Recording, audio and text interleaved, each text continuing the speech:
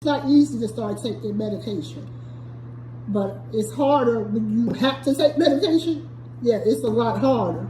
So you have to learn how to live your life around the odor. But I definitely like to put the odor first. It is a high maintenance condition to take care of. To talk about food, number one is the gut war guy. I put him there because the gut war guy has a lot of great information, a lot of up-to-date great information. I've had the condition for 34 years. I know certain food. I know a lot of foods that, well, this is gonna make me smell bad. This is gonna make me smell bad. That's gonna make me smell bad.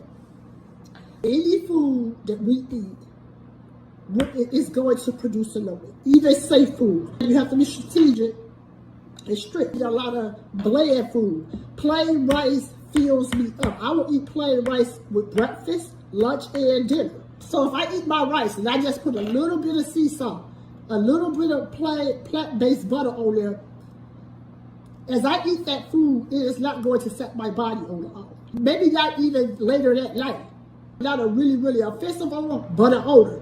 Now, I add ketchup, hot sauce, mild sauce, salad dressing to my french fries.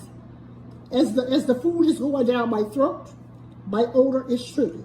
A foul, offensive odor. So condiments made the difference. Not so much the french fry, but the condiments. Remember, the french fry is going to produce an odor. It's going to come in a couple of days. You have to be strategic and strict. Don't eat. I will buy chicken from the store already cooked if it doesn't have any antibiotics and it's a whole chicken with no salt. And yes, it's going to produce an odor. Chicken does not produce an odor on site for me. In a couple of days, yes, once my body breaks that chicken down improperly, yes, but it's better than eating fried chicken. It's better than eating pork chop. I'm not gonna eat Cheetos, Doritos, but I'll eat some plain chips.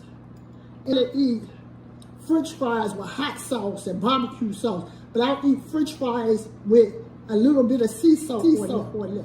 I like the health benefits of whole grain and wheat products. So I drink almond or coconut. You have to just drink a lot of water, necessary water, a healthy amount of water to help flush your system out. But water has to become a part of water has to become like breathing. Me eating bland food is part of my lifestyle. It's like breathing for me, you know? Exercising is like breathing for me. Detoxing is like breathing for me. I live my life around the condition. I want to eat green vegetables. I know if I have to be off of work for at least 2 days for me to eat those green vegetables so that I have time to sweat them out. And you want to live a better quality of life, and I'm living a better quality of life. And you have to be strategic and strict. You know, you're the advocate too. Do your work, find your journey.